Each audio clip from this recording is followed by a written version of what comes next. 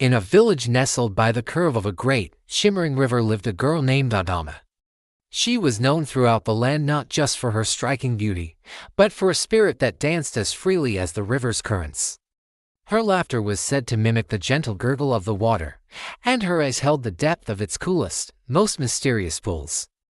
Many suitors came from far and wide, bringing gifts of bright cloth, heavy beads, and promises of wealth, but Adama's heart remained untouched. She felt a connection not to the land, but to the water that had been her lifelong companion. Every day, she would go to the riverbank to fetch water, but she lingered long after her pot was full, her fingers trailing in the cool stream, whispering her secrets to the flowing water. One evening, as the sun painted the sky in shades of orange and purple, a stranger appeared in the village. He was tall and graceful, with skin that seemed to shimmer like wet river stones and eyes the color of the deep, clear water. He introduced himself as Jide, a traveler from a distant land. But there was an air of mystery about him, a calmness that seemed to still the very air he walked through. When he spoke, his voice was like the river's gentle murmur, and when he smiled, it was like sunlight dancing on the water's surface. From the moment their eyes met, Adama felt a pull she had never known, a deep recognition that resonated in her soul.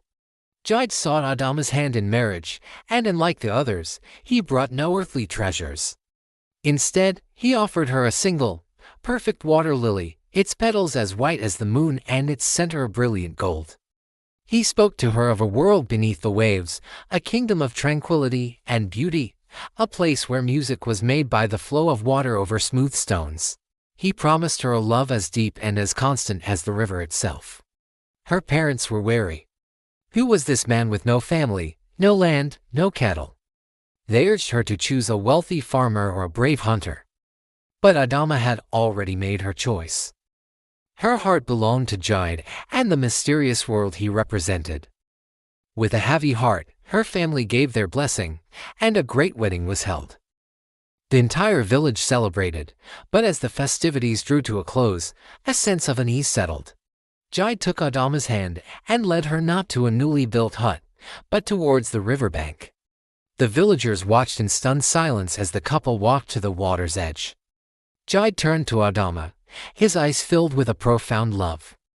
"My kingdom awaits, my queen," he said. He stepped into the river, and Adama, without a moment's hesitation, followed him. The water did not resist them. Instead, it parted like a silken curtain, revealing a shimmering staircase leading down into the depths. The villagers gasped as Adama and her husband descended, the water closing seamlessly above them, leaving only gentle ripples on the surface. Adama found herself in a breathtaking world. The riverbed was a kingdom of luminous coral, sparkling quartz, and gardens of swaying reeds. Fish with scales like jewels swam through crystal clear water. And the palace was a magnificent structure carved from mother of pearl. Jide was not just a traveler, he was the river spirit, the king of this underwater realm.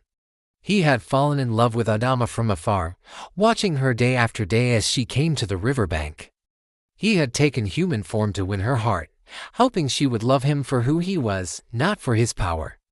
In his kingdom, Adama was a queen. She wanted for nothing.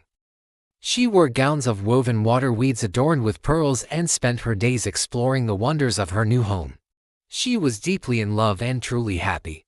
But time flows differently beneath the water. What felt like a few blissful months to Adama was many years in the world above. A longing for her family began to stir in her heart. She missed the warmth of the sun on her skin, the smell of wood smoke, and the familiar faces of her kin. Seeing her sadness, Jide, who loved her beyond measure, agreed to let her visit her village. He gave her a single warning. "My love," he said, his voice serious, "you may go. But you must not accept any food or drink from the world above. If you do, the bond between our worlds will be broken, and you will not be able to return to me." He also gave her magnificent gifts for her family: chests of rare shells, ropes of shimmering pearls, and fabrics that shone like the water itself. Adama emerged from the river, and changed by her years away, still as young and beautiful as the day she had left. But her village had grown old. Her parents were frail, their hair as white as river foam. Her friends were now mothers and fathers themselves. They wept with joy and disbelief at her return, thinking she had been lost to the river forever. They marveled at the treasures she brought, riches beyond their wildest dreams. A grand feast was prepared in her honor, a celebration of the lost daughter's return. The air filled with the delicious aroma of roasted yam and rich stew. Everyone was eating, laughing, and sharing stories. Adama, mindful of her husband's warning, politely refused all offers of food and drink. But her mother, her heart aching with love and a desire to care for her long-lost child, could not bear to see her daughter go hungry. "Just one bite, my child," she pleaded, holding out a small piece of her favorite honey cake, the one she used to bake for Adama as a little girl. "It is just to taste the love from your mother's hand." Adama looked into her mother's hopeful, wrinkled face.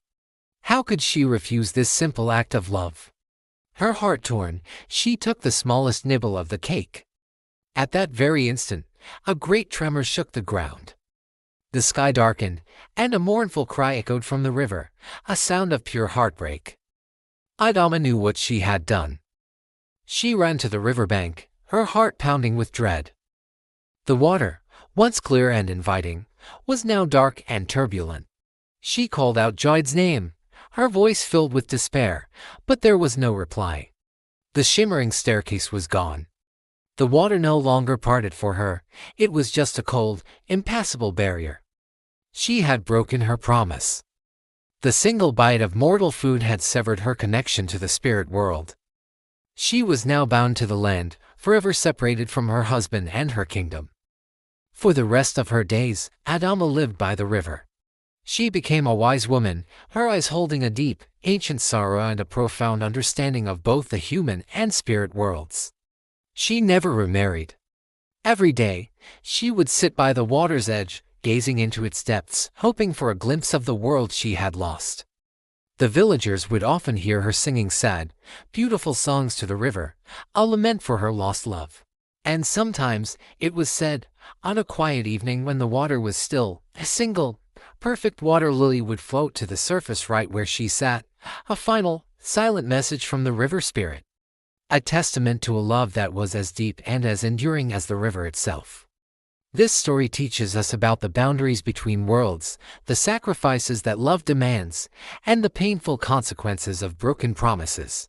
It's a timeless reminder of the powerful, unseen forces that flow through our world, just like a great river. Thank you so much for watching. If you enjoyed this journey into African folklore, please like, share, and subscribe for more tales from around the world. Until next time, stay curious.